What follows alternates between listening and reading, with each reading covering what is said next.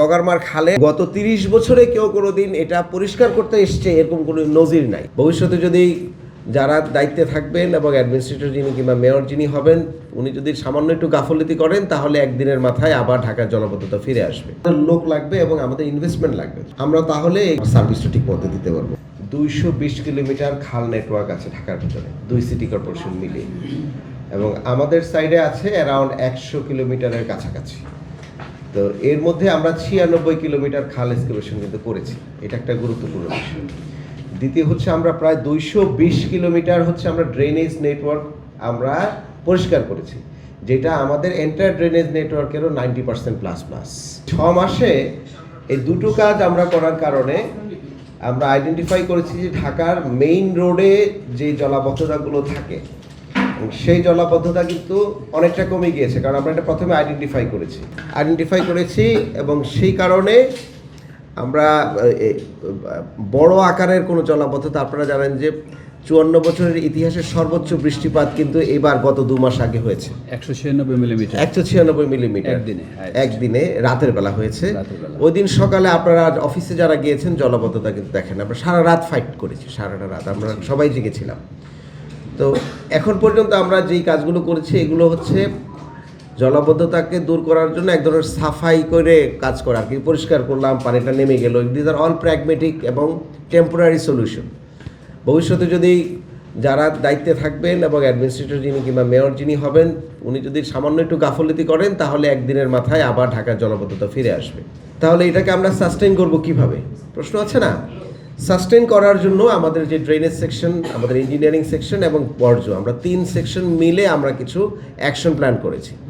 এই অ্যাকশন প্ল্যানের মধ্যে 1 নম্বর হচ্ছে ধানমন্ডি 27-এর যে ক্যাচপিটটা আছে এটা নতুনভাবে কিছু নির্মাণ করা হচ্ছে, এবং এই ধানমন্ডি 27-এর পানিটা আলটিমেটলি যাবে সেই মোহাম্মদপুর যে বাস স্ট্যান্ড আছে, এখানে কাটাসুর খাল আছে, এখান দিয়ে পানিটা বের হবে। খেয়াল করে দেখেন কত দূর। এই পুরো কাজটা আমরা পরিষ্কার করেছি, এটা আরও যেন স্থায়ীভাবে যেন পানিটা সবসময় এখান থেকে বের হয়। ধানমন্ডি 27 যেন আমরা ভবিষ্যতে, এবার যেরকম হয়ই নাই, ভবিষ্যতেও যেন এটা তার যেন এই ধরনের কোনো দুর্যোগ না আসে সেই ব্যবস্থা আমরা করেছি। ঢাকার জলাবদ্ধতার কথা বললে কালশী নদীর কথা বলা হয়, আপনারা এটা শুনেছেন।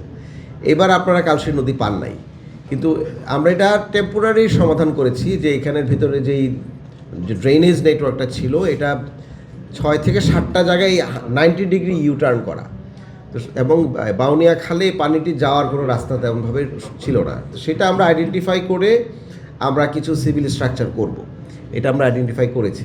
তো এটা একটা প্রকল্প আমাদের হাতে নতুন করে নেওয়া হচ্ছে। নাখালপাড়ার ভিতরে প্রচুর জলাবদ্ধতা, ইভেন শীতকালেও মাঝে মধ্যে দেখা যায়, কারণ ড্রেনগুলো পরিষ্কার করা হয় নাই। এবারে যে 21 কিলোমিটার ড্রেনেজ আমরা করেছি সেটা আমরা শুরুই করেছি ব্যাটারি গলি দিয়ে। তো এবং এই ব্যাটারিগুলি দিয়ে শুরু করার কারণে স্থানীয়ভাবে লোকজন আমাদেরকে খুবই অ্যাপ্রিসিয়েট করেছেন, এবং এই কারণে এবারের বড় আকারের এবং স্থায়ী জলাবদ্ধতা আমরা নাখালপাড়ায় পাইনি। হয় না। মিরপুর 1 নাম্বার চাইনিজের সামনের জলাবদ্ধতা আপনারা দেখেছেন মনে হয়, আমি চাইলে এখানে থেকে দেখাইতে পারি একটা করে। এটা হচ্ছে মিরপুর 1, এই যে কল্যাণপুর খাল, এটা হচ্ছে বাংলা কলেজের পিছন দিক দিয়ে খালটা, কিন্তু এটা ভরা বিভিন্ন জায়গায় ভরা।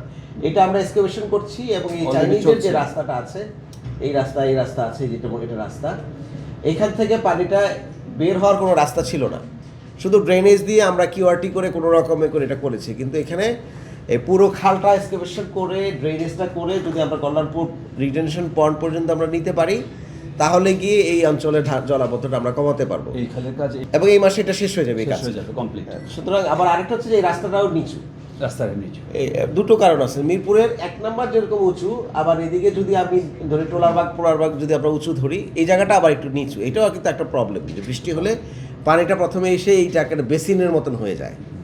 তো এটা একটা, এই কাজটা আমরা করেছি। আরেকটি বড় জলাবদ্ধতা হচ্ছে মেট্রো রেলের নিচে কাজীপাড়া শেওড়াপাড়ায়, এবং এটা নিয়ে তো প্রচুর ক্রাইসিস। আপনারা জানেন যে ঢাকার ইতিহাস নিয়ে যখনই আমরা কথা বলি বর্ষায় এইটার নিউজ হয়। তো এটা আমরা এবার চেষ্টা করেছি, বড় আকারে কিন্তু জলাবদ্ধতা আমরা পাইনি, খুবই অল্প 3 ইঞ্চি থেকে 5 ইঞ্চি 6 ইঞ্চি পানিটা জমে আবার চলে যায়, কারণ আমরা অতটুকু পরিষ্কার করেছি এবার। কিন্তু আমরা এখানে একটা স্থায়ী সমাধানে এসেছি। স্থায়ী সমাধানটা হচ্ছে এই যে পদ্ধতি ধরেন আপনি, এইটা হচ্ছে বগারমার খাল। এই যে রোডটা আছে না প্রগতি সরণি, রোকেয়া সরণি, এই রোকেয়া সরণির এই জায়গাটায় জলাবদ্ধতা হয় পুরোটা। এবং এই জলাবদ্ধতা নামার জন্য এখানে আরেকটা টেইল আছে। জি স্যার। হ্যাঁ, এখানে এই ম্যাপে আসে নাই। তো দুইটা টেইল যদি আমরা করতে পারি, মানে এটা হচ্ছে কাজীপাড়ার ভিতরে, শেওড়াপাড়ার ভিতরে বগারমার খালে। আপনাদেরকে স্টোরি বলি, গত 30 বছরে কেউ কোনোদিন এটা পরিষ্কার করতে এসছে এরকম কোনো নজির নাই। এটা আমরা খনন শুরু করেছি, আরও 1 মাসের মধ্যে পুরো 2টা টেইল সহ যদি আমরা এটা করতে পারি 4.1 কিলোমিটার। হ্যাঁ, এবং জোন 4 এর আপনারা এখন যদি গাজীপাড়া শেওড়াপাড়া যান দেখবেন যে রাস্তা কাটা হচ্ছে। এটা হচ্ছে যে এই শ্রম ওয়াটারটা বের করার কাজ কিন্তু আমরা পার্মানেন্টলি শুরু করেছি। তো সুতরাং এটা যদি করি, এই অঞ্চলটা এমনি একটু নিচা, তারপরে রাস্তা পানি বের হওয়ার কোনো সুযোগ নাই। অ্যাটলিস্ট পশ্চিম সাইডের যে অংশ, কাজীপাড়া শেওড়াপাড়ার পশ্চিম সাইডের পানিটা খুব তাড়াতাড়ি নেমে যাবে। পূব সাইডের পানি তারপরও থাকবে কিছু, আমি আপনাদেরকে ফ্র্যাঙ্কলি বলছি, কারণ এগুলো তো জলাধার ভরাট করে নগরায়ণ হয়েছে। তো সুতরাং তারপরও আমরা মেইন রোডে পানিটা থাকবে না, সেই ব্যবস্থা আমরা করার জন্য কিন্তু আমরা এই কাজ, এই কর্মসূচি, এই অ্যাকশন প্ল্যানটা আমরা হাতে নিয়েছি।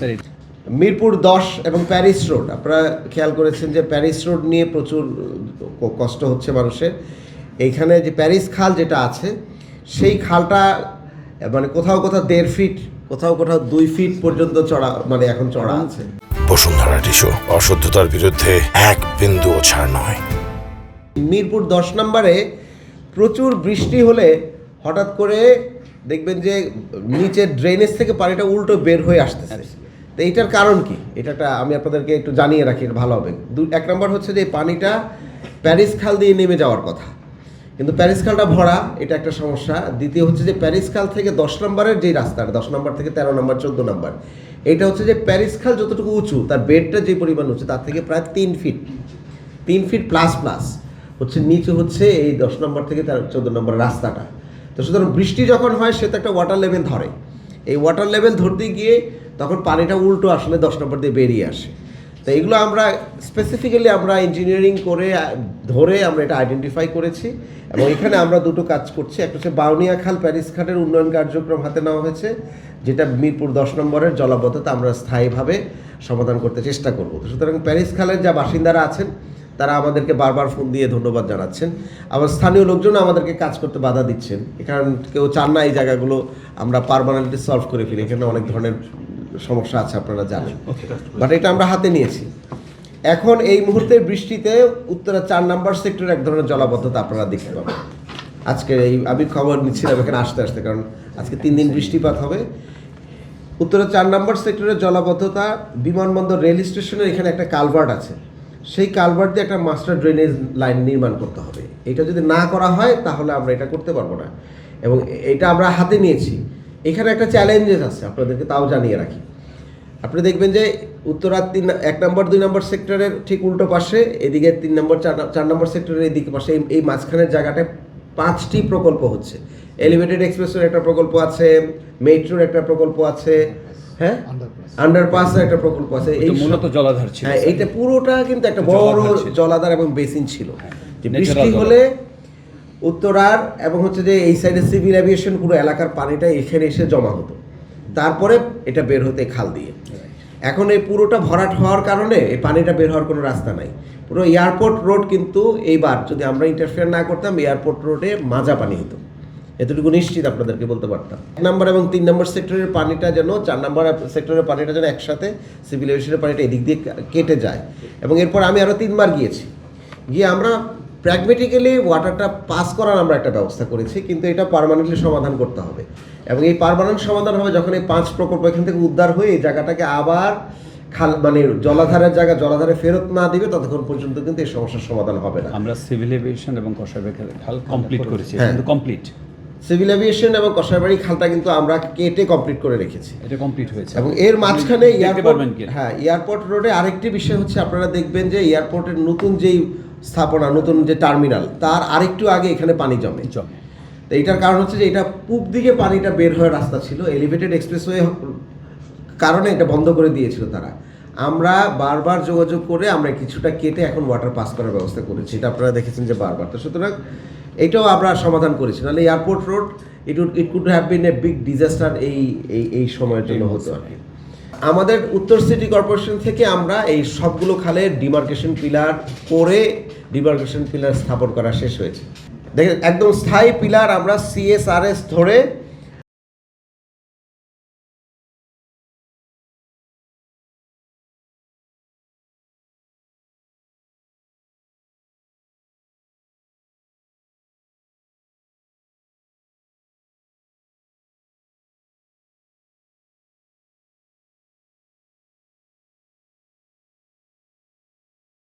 স্থানীয়ভাবে অনেক জায়গায় এর বাইরে 43টি স্পটে জলাবদ্ধতা আছে, সেটাও আমি আপনাদেরকে বলে রাখি।